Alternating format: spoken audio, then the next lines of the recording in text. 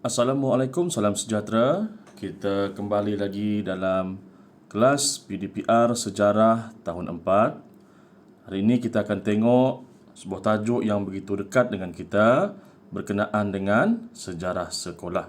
Masih ingat nama sekolah kita? Jangan lupa nama sekolah kita. Nama sekolah kita SK Sentosa Sibu. Okey. Jadi hari ini kita akan belajar berkenaan dengan tajuk ini, dan seharusnya tajuk ini cikgu harap kamu mudah untuk memahami tajuk ini kerana tajuk ini begitu dekat dengan kita semua. Okey, kita tengok. Ini adalah sekolah kita, Sekolah Kebangsaan Sentosa Sibu Sarawak. Gambar ini cikgu ambil dari gambar buku latihan, buku tulis kamu yang biasa kamu guna untuk menulis.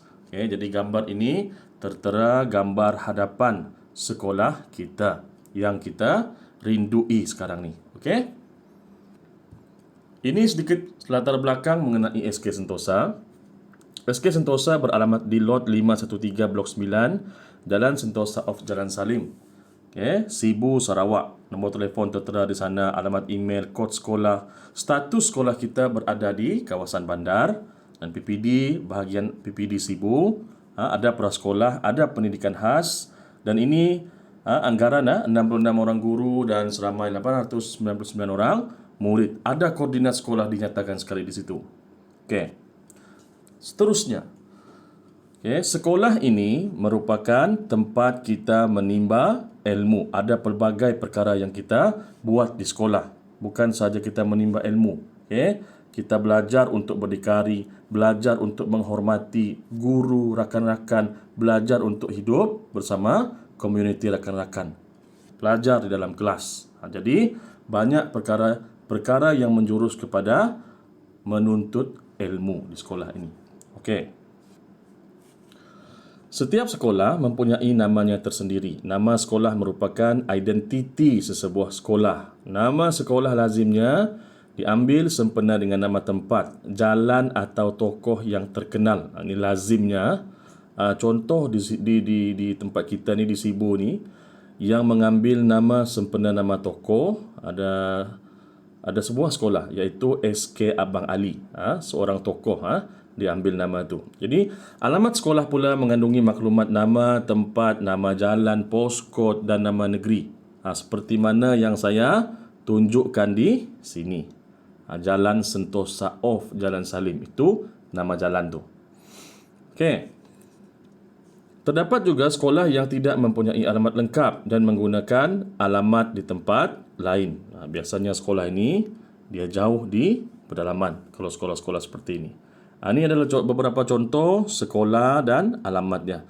Sekolah Kebangsaan Permatang Tok Mahat terletak di seberang Perai, Pulau Pinang. Sekolah Kebangsaan Salarom, Nabawan, Sabah. Sekolah Kebangsaan Ulu Melipis, Song, Sarawak. Sekolah Kebangsaan Chung Hua, Simunjan, Sarawak.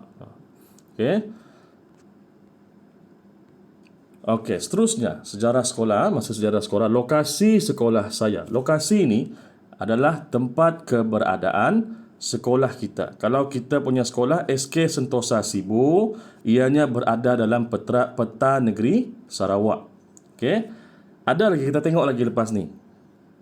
Okey, ini sekolah, ini peta ni contoh dia bagi contoh dalam buku teks tu. Sekolah dia terletak di negeri Pulau Pinang. Kita tengok pula sekolah kita, sekolah SK Sentosa. Ni yang saya ambil dari sebuah page saya ambil ketika keadaan Sentosa masih zon merah. Okey.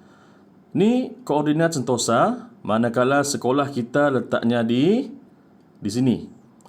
Ni tengok dari peta atas. Diambil dari gambar plan diambil.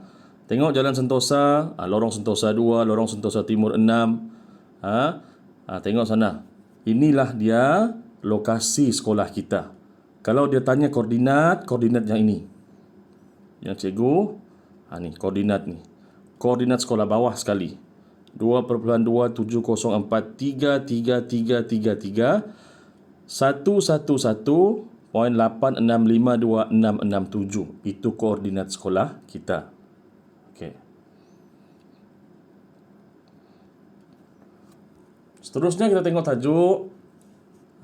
Sejarah sekolah perlu dipelajari supaya kita sentiasa menghargainya. Sekolah Kebangsaan Permatang Tok Mahat mempunyai sejarah yang unik dan tersendiri. Ini sekolah yang diambil untuk dibuat rujukan dalam buku teks ini. 1890, sekolah ini diasaskan pada tahun 1890. Mendapat nama sempena Kampung Permatang Tok Mahat dan dikenali oleh penduduk tempatan dengan nama Sekolah Itik. Tengok, 1890 bangunan dia 3 buah bilik darjah sahaja. Kemudian dia berkembang. Mempunyai 7 buah bilik darjah. Kemudian pada tahun 2001 ada bangunan tambahan yang lebih elok, lebih selesa, lebih beridentiti. Kita tengok sekolah tu. Okey. Dia cerita lagi tahun 2005, Tugu Peringatan Sekolah Harapan Negara kategori luar bandar telah dibina. 2014, sekolah ini mencipta sejarah kerana diiktiraf sebagai sekolah kluster kecemerlangan. Dan pada tahun 2017, dianugerahkan Double Gold Award dan Best Inventor pada tahun 2017 dalam pertandingan inovasi pada peringkat kebangsaan. Okey. Jadi ini berkenaan dengan SK Permatang Tok Mahat. Sekarang kita tengok identiti sekolah.